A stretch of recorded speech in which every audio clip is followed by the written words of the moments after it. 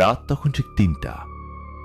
চারপাশে এমন নিস্তব্ধতা যেন পৃথিবীর সব শব্দ হঠাৎ হারিয়ে গেছে। আকাশে চাঁদ ছিল, কিন্তু ঘন মেঘের আড়ালে তার আলো কেমন ফ্যাকাশে লাগছিল। আমি আর আমার বন্ধু রাহুল সেদিন গ্রামের পাশের পুরনো শ্মশানের দিকে যাচ্ছিলাম, কারণ আমাদের গ্রামের লোকজন বহু বছর ধরে একটা গল্প বলে আসছিল। তারা বলতো রাত ৩টার পর ওই শ্মশানে অদ্ভুত কিছু দেখা যায়।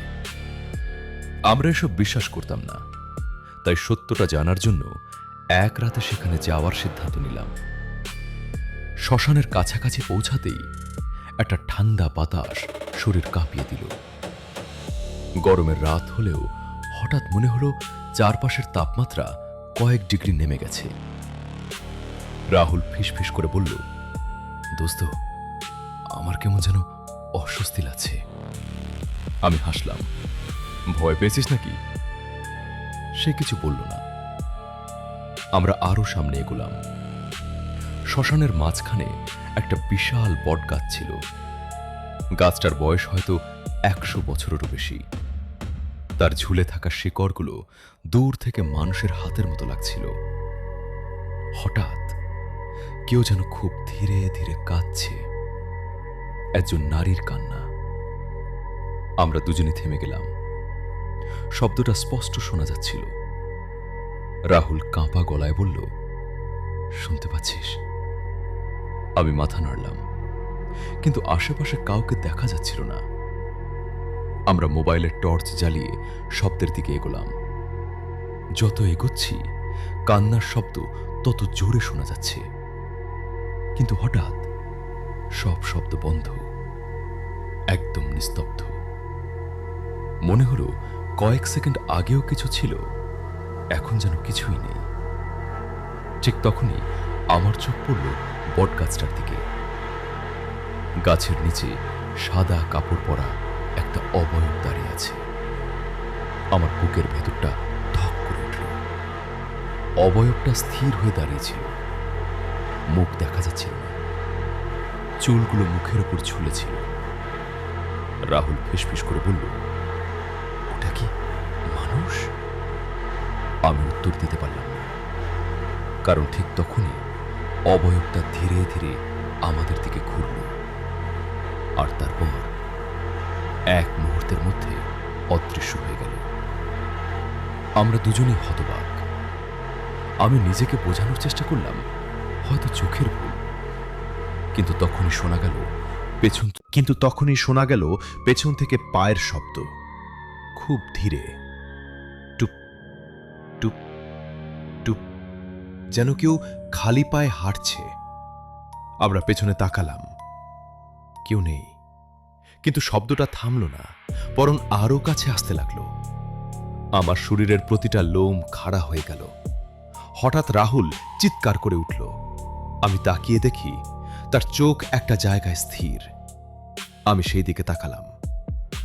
দূরে একটা পুরনো চিতার পাশে একজন বৃদ্ধ বসে আছে। অন্ধকারেও তার মুখ অস্বাভাবিক ফ্যাকাশে লাগছিল। বৃদ্ধ ধীরে ধীরে মাথা তুললেন, আর তখনই বুঝলাম তার চোখ নেই। চোখের জায়গায় শুধু কালো অন্ধকার। আমরা আর দাঁড়াইনি, দৌড় শুরু করলাম, কিন্তু কয়েক কদম যাওয়ার পর বুঝলাম রাহুল আমার পাশে নেই। আমি থেমে গেলাম, চারদিকে তাকালাম। রাহুল! কোনো উত্তর নেই। আবার ডাকলাম, রাহুল! হঠাৎ দূর থেকে তার কণ্ঠ ভেসে এলো, এদিকে আয়।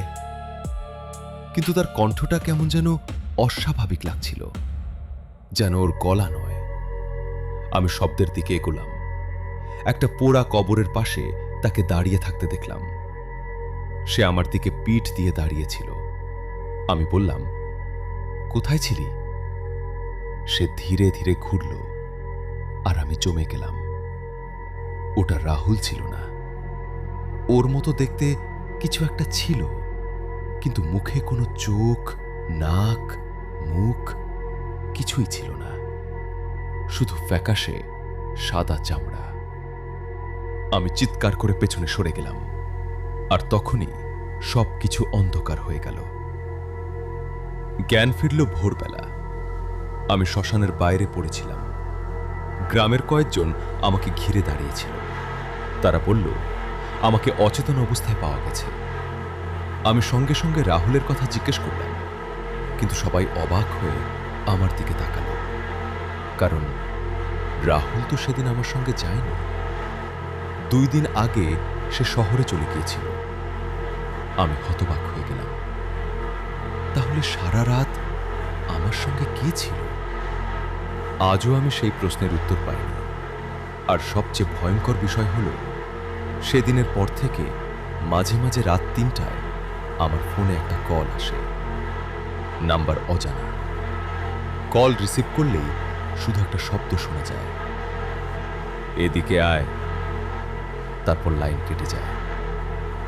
আর আমি আজও সেই কণ্ঠস্বর ভুলতে পারিনি, কারণ সেটি ছিল রাহুলের কণ্ঠ। সমাপ্ত।